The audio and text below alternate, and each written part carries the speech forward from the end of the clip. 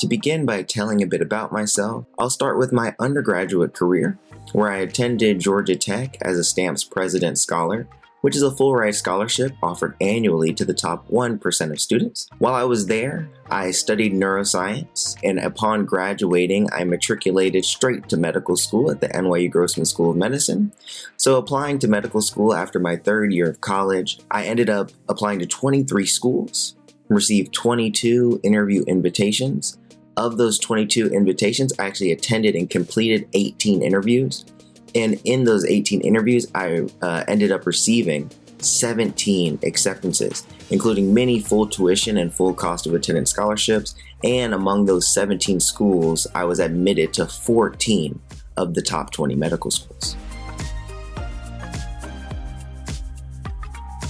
So in terms of choosing NYU and my specialty and plans for the future, when I think back upon it, it was more than just my full cost of attendance scholarship. Really, the major draw was my acceptance to NYU's accelerated MD pathway for neurosurgery. I have a guaranteed residency spot at NYU Langone Hospitals in the neurosurgery department. So I'll be pursuing neurosurgery.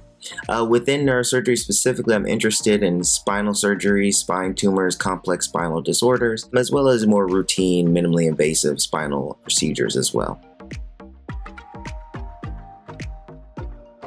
I've served as co-president of our NYU chapter of the American Association of Neurological Surgeons.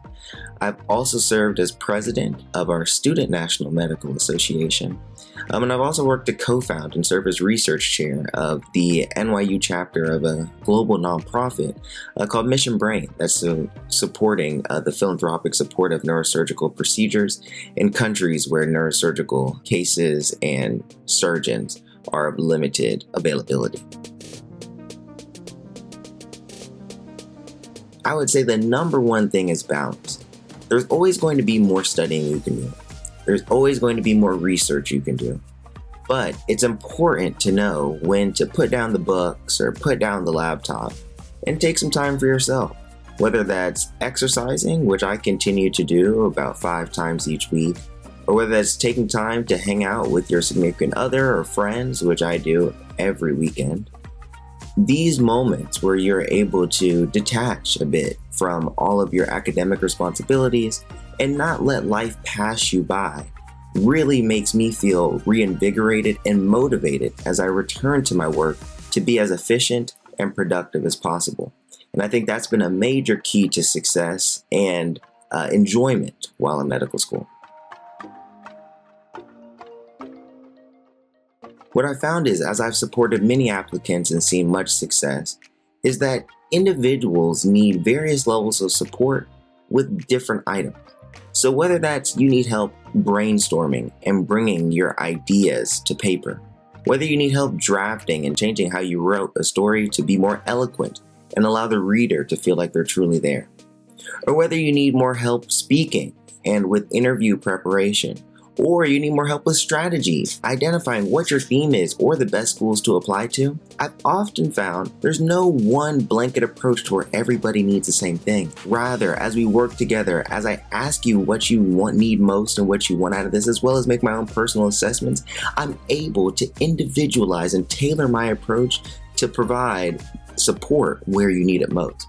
And that's where I found success. It's not by saying the same thing I'm going to do for him, the same thing I'm going to do for her, is the same thing I'm going to do for them, but rather the way I approach each student is as a blank slate and say, hey, what can I do to support you? And by having that mindset, both asking myself and asking you, that's how I've found my approach to be unique. I truly feel that my greatest strengths as a coach and counselor is not just editing essays, which I do well, is not just preparing you for interviews, although I do that well. My biggest strength is identifying a theme and then identifying a strategy of how we're going to mold the theme of your life story, of your application, to meet the mission of each medical school that you apply to. And that's where I truly see success. Not by saying, the mission of every school is the same. It's just medical school. I can say the same thing everywhere, but no. How do we sculpt your story to fit the mission of each medical school, and I promise you they do vary. And so by adding that additional level of context, I feel that that's my greatest strength, is being strategic in our approach of how we present you to each medical school. I can think back to my admission cycle. I can think back to before I applied. And there's so much uncertainty and vulnerability. You're working as hard as you can. You're studying for the MCAT, you're shadowing, you're doing research and all these activities, all with one goal of getting into medical school.